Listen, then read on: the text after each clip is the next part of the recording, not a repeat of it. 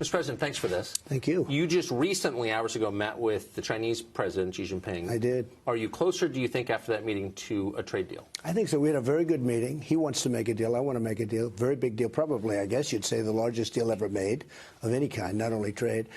We got along very well. We understand each other. He's going to start buying a lot of farm products, which is great for our farmers, while we negotiate. And I'm going to not increase tariffs, which I could do. I have a lot we can do. And we're going to put our teams together and continue a great negotiation. I think we can do something that will be historic, but we'll see. I mean, we're going to see. I'm in no rush. We have a situation that works very well for us, and I'm sure he's happy. What we're going to do is they're going to buy a lot of farm product. We're not going to increase tariffs at this moment, and we'll see what happens with the negotiation. But we had a very good meeting. Do you think your political opponents in the U.S. are on your side in this negotiation with China? I think they are, actually. I think they like the fact that I charged tariffs. You know, look, China's been beating us badly for many years. President Obama did nothing, meaning Biden. I don't even think I have to say that anymore. They did nothing.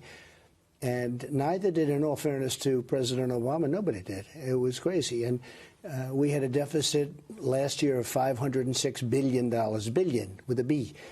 You'd almost say, you mean 500 million, don't you? No, $506 billion. And this has been going on for years and years and years. We rebuilt China, and they did a great job. I give them a lot of credit. I don't discredit them for what happened. I discredit our people that should have been doing what I'm doing right now. And it's not pleasant. Our farmers have been incredible. They're great patriots, and it's going to pay off big for our farmers.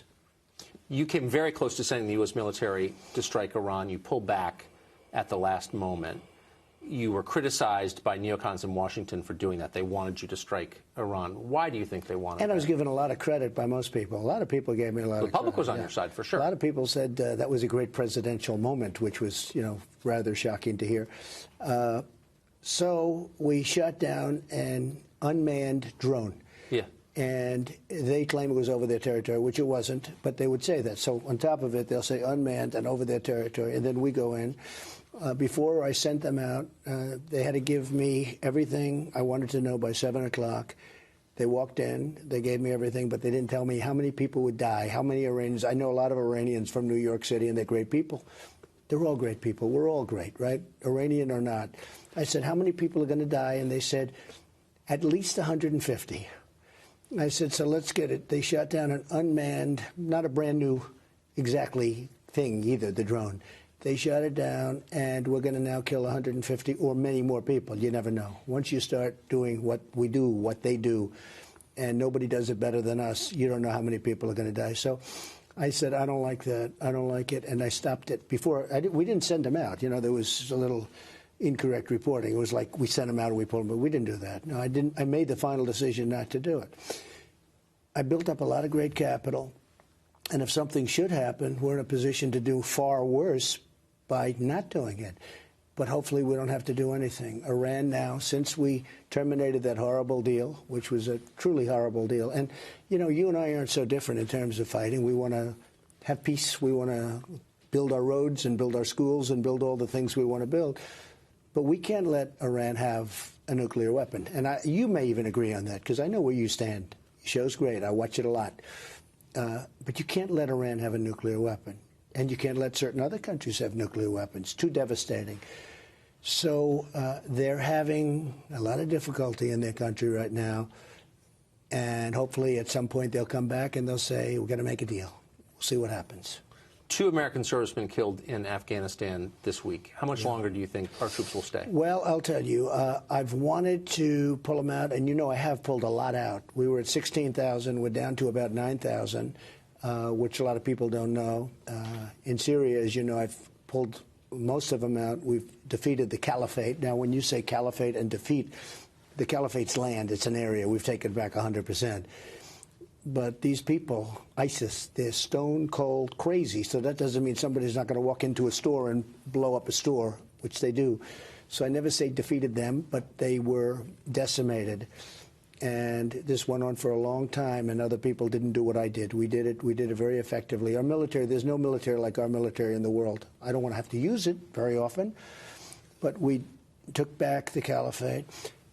With Afghanistan, it's 19 years, and we should not have been there 19 years. And if we were, it'd be nice to fight to win. But it's just 19 years. They're building hotels. We are. I mean, we had a Holiday Inn that cost numbers that would be 10 times what it should have cost. They built a gas station, pretty famous deal, where it cost like $80 million to build a gas station. It's a lot for a gas station. Maybe more. Okay. Yeah. They probably did it for, if they report 80, that means more. And we have the greatest fighters in the world. But when you're 19 years, you're really becoming like a police force. So we have pulled it back. We're actually negotiating with various people. But we want to get out. We want to get out of a lot of areas that we're in. We shouldn't be there. We shouldn't be there. We're the policemen for the whole world. If you look at Russia, Russia doesn't police the world. Russia has, they police Russia. Yeah. You look at China, they don't police. They don't have troops everywhere. What they have is they have people taking out the minerals out of the ground. They don't have troops. We have a case in Afghanistan where we have troops on one mountain, very mountainous country, rough country, beautiful country actually in a lot of ways, but we have troops.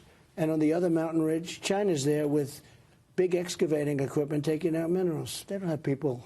Now, it's pretty dangerous for them because their people tend to be shot as they're operating the machines. It's not exactly the safest place. So we've reduced the force very substantially in Afghanistan, which I don't talk about very much, and that's okay. Could you see getting out entirely? I'll tell you, the problem is, look, I would like to just get out. The problem is it just seems to be a lab for terrorists. It seems, I call it the Harvard of terrorists. When you look at the World Trade Center, they were trained. They didn't, by the way, they attacked their own country. They didn't come from Iraq, all right? They came from various other countries, but they all formed in Afghanistan. And it's probably because it's at the base of so many countries, but they all formed, and it's rough mountains, and you get a lot of, you get a lot of good hiding places. But I would leave very strong intelligence there. You have to watch, because they do, okay, I'll give you a tough one. If you were in my position and a great-looking central casting, and we have great generals, a great central casting general walks up to your office, I say, we're getting out. Yes, sir, we'll get out. Yes, sir. I said, what do you think of that? Sir, I'd rather attack them over there than attack them in our land. In other words, them coming. That's always a very tough decision, yeah. With what happened with the World Trade Center, et cetera, et cetera. When they say that, no matter how you feel, and you and I feel pretty much very similar, but when you're standing there and you have some really talented military people saying, I'd rather attack them over there than have them hit us over here and fight them on our land, it's something you always have to think about. Now, I would leave and will leave, we will be leaving very strong intelligence, far more than you would normally think, because it's very important. And we can do it that way, too. But we have reduced the forces very substantially in Afghanistan. Google, by some measures, the most powerful company in the world. All information flows through it. They're against you. They don't want you reelected. Can you get reelected if Google's against you? So, I've been hearing that about Google and Facebook and Twitter. Yeah, that's okay? right. I won. They were totally against me. I won. Hillary But they Clinton didn't think you were going to win. Well, they fought me very hard. I mean, I heard that, and they're fighting me hard right now, which is incredible because I think the Democrats want to shut them up, and frankly, so do a lot of the Republicans want to shut them up. If you look at Twitter, I have millions and millions of people on Twitter, and it's, it's a very good arm for me. It's great social media, but they don't treat me right. And I know for a fact, a lot of people try and follow me, and it's very hard. I have so many people coming up. They say, sir, it's so hard. They make it hard to follow. What they're doing is wrong and possibly illegal, and a lot of things are being looked at right now. But you're right, Google is very powerful, but I won. And a poll just came out today. I'm at 54 or 55, and they do say you can add 10 to whatever poll I have, okay? And I never get good press. I mean, I haven't had a good story. I used to get the best press in the world. You remember the old days when I was an entrepreneur. I used to get great press. Now I get, because of what I stand for, represent, and nobody's ever had, I think 93%, it came out the other day, 93%. And I'm talking about stories that should be good, they make them bad, or should be great, they make them like neutral. And yet I won, and I'll win again. So when they say it's the most powerful, it may be, but they were against me. Facebook was against me. They were all against me. Twitter was against me. I've been very good for Twitter. I don't think Twitter would be the same without what I do on Twitter.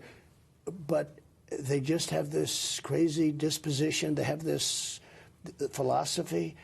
And yet the Democrats are very much opposed to them in so many ways. It's sort of an amazing thing. So you just said that what the tech companies are doing may be illegal. Is there a role for the Justice Department in well, there finding could out? be, and I don't want to even say whether or not they're doing something, but I will tell you there are a lot of people that want us to, and there are a lot of people, all you have to do is pick up a newspaper and read it, or see it, or watch Fox, or watch some other network.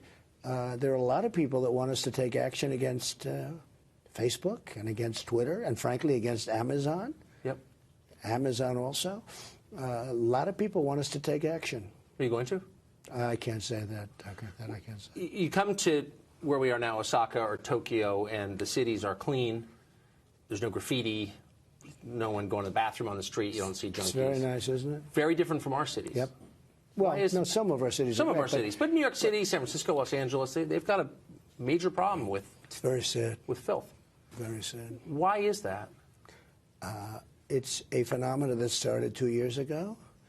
It's disgraceful.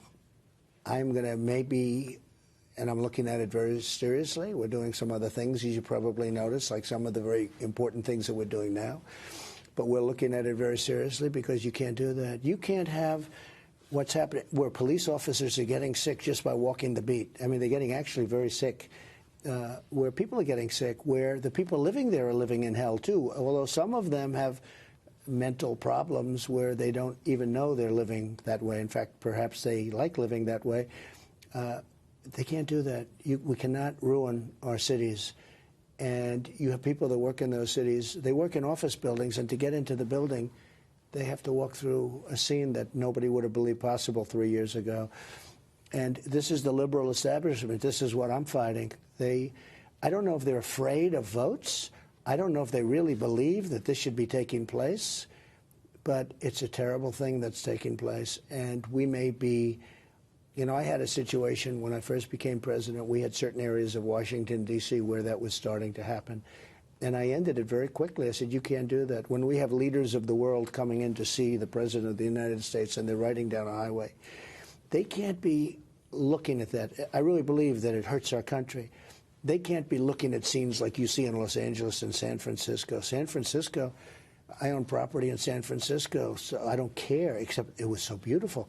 And now areas that you used to think as being, you know, really something very special, you take a look at what's going on with San Francisco. It's terrible. So we're looking at it very seriously. We may intercede. We may do something to get that whole thing cleaned up. It's inappropriate. Now, we have to take the people and do something.